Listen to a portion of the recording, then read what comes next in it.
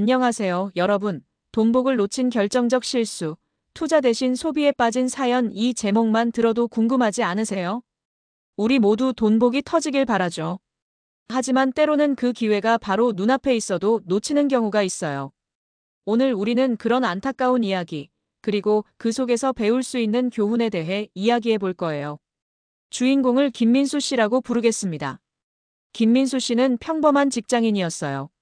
30대 중반 대기업에 다니며 연봉 5천만 원 정도 받는 그저 그런 월급쟁이였죠. 그러던 어느 날 그에게 인생의 기회라고 할 만한 순간이 찾아왔어요. 회사에서 5년간 열심히 일한 공로를 인정받아 1억 원의 특별 보너스를 받게 된 거죠. 와, 1억 원이에요. 여러분이라면 이 돈을 어떻게 쓰고 싶으세요? 김민수 씨는 처음에 이 돈을 받고 정말 기뻐했어요. 드디어 내 인생에도 기회가 왔구나 하고 생각했죠. 하지만 그 다음에 그가 한 선택이 그의 인생을 완전히 다른 방향으로 이끌게 됩니다. 자, 이제 김민수 씨가 어떤 선택을 했는지, 그리고 그 결과가 어땠는지 함께 살펴볼까요? 첫 번째 선택, 고급 외제차 구매.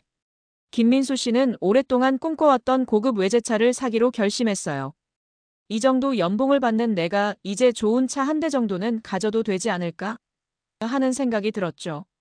그래서 7천만 원짜리 고급 세단을 구매했어요. 처음에는 정말 행복했어요. 출퇴근할 때마다 주변 사람들의 부러운 시선을 받았고 자신감도 올라갔죠.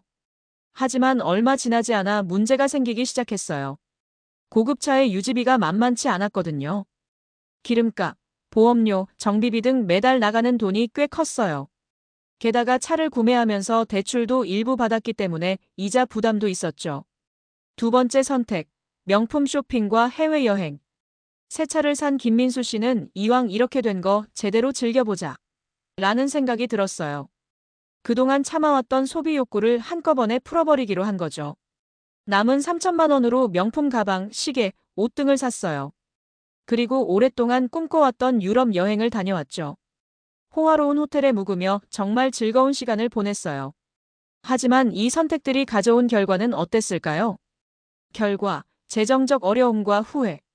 1년이 지난 후 김민수 씨의 상황은 완전히 달라져 있었어요. 보너스로 받은 1억 원은 온데간데 없고 오히려 빚만 늘어났죠. 고급차의 유지비로 매달 100만 원 이상이 나가고 있었어요. 명품 구매와 여행으로 인한 신용카드 빚이 2천만 원이나 되었죠. 월급의 대부분이 이런 지출과 빚 갚는 데 쓰이다 보니 저축은 거의 불가능한 상황이 되었어요. 김민수 씨는 후회하기 시작했어요. 내가 그때 그 돈을 투자했더라면 하는 생각이 자꾸 들었죠. 자, 여기서 잠깐. 김민수 씨가 그 돈을 투자했다면 어떻게 되었을까요? 한번 상상해 볼까요? 만약 투자했다면? 만약 김민수 씨가 그 1억 원을 현명하게 투자했다면 어떻게 되었을까요? 예를 들어, 그가 그 돈을 다음과 같이 나눠 투자했다고 가정해 봅시다. 5천만 원, 안정적인 ETF 투자. 3천만 원, 성장 가능성 높은 기술 주식 투자. 2천만 원, 예비 자금으로 저축. 그리고 5년이 지났다고 해볼까요? ETF 투자, 연평균 8% 수익률 가정시 약 7,350만 원으로 증가. 기술 주식, 연평균 15% 수익률 가정시 약 6,030만 원으로 증가. 예비 자금 2천만 원 유지. 총 자산이 1억 5,380만 원이 되었을 거예요. 원금 대비 50% 이상 증가한 거죠. 게다가 이 돈은 계속해서 불어날 수 있는 시한 역할을 했을 거예요. 10년, 20년 후에는 더 큰 금액이 되어 있었겠죠. 하지만 현실의 김민수 씨는 어떤가요? 1억 원은커녕 오히려 마이너스 상태가 되어버렸어요. 여러분, 이 이야기에서 우리가 배울 수 있는 교훈은 뭘까요? 소비와 투자의 차이를 이해하자. 소비는 당장의 만족을 주지만 그 가치는 시간이 지날수록 줄어듭니다. 반면 투자는 당장은 만족감이 적을 수 있지만 시간이 지날수록 그 가치가 커질 수 있어요. 김민수 씨의 차나 명품들은 시간이 지날수록 가치가 떨어졌지만 만약 투자했다면 그 가치는 계속 올라갔을 거예요. 장기적인 관점에서 생각하자. 돈이 생겼을 때 당장의 욕구에 휩쓸리지 말고 5년 후, 10년 후의 나를 위해 어떻게 하는 것이 좋을지 생각해 보세요. 장기적인 관점에서 보면 투자가 훨씬 더 매력적으로 보일 거예요. 복리의 힘을 이해하자.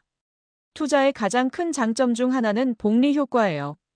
번 돈이 다시 돈을 벌어주는 거죠. 김민수 씨가 투자했다면 5년 후 50% 이상의 수익을 올릴 수 있었을 거예요. 그리고 이 돈은 계속해서 불어날 수 있었겠죠. 균형 잡힌 재정 관리의 중요성. 물론 인생에서 즐거움도 중요해요. 하지만 그것과 미래를 위한 준비 사이에 균형을 잡는 것이 중요합니다. 김민수 씨가 1억 원 중 일부만이라도 투자했다면 상황이 많이 달랐을 거예요. 충동적인 소비를 조심하자. 갑자기 큰 돈이 생기면 충동적으로 소비하고 싶은 마음이 들 수 있어요. 하지만 그럴 때일수록 신중히 생각하고 결정해야 해요. 며칠 혹은 몇 주 정도 시간을 두고 신중히 고민해 보세요. 자, 여러분은 어떠세요? 만약 여러분에게 갑자기 1억 원이 생긴다면 어떻게 하시겠어요? 김민수 씨처럼 소비에 빠질 건가요? 아니면 현명하게 투자할 건가요? 기억하세요. 부자가 되는 길은 단순히 많은 돈을 버는 것이 아니라 번 돈을 어떻게 관리하고 불리느냐에 달려 있어요. 오늘 이야기가 여러분의 재정 관리에 작은 도움이 되었기를 바랍니다. 다음에 또 다른 흥미로운 주제로 찾아올게요. 여러분의 소중한 시간 내주셔서 감사합니다. 그리고 마지막으로 여러분께 작은 도전을 드리고 싶어요. 이번 달부터 여러분의 수입 중 작은 금액이라도 투자해보는 건 어떨까요? 10만 원, 아니 5만 원이라도 좋아요. 그리고 6개월 후에 어떤 변화가 있는지 한번 살펴보세요. 분명 놀라운 경험을 하실 수 있을 거예요. 여러분의 도전을 응원합니다. 다음 영상에서 또 만나요.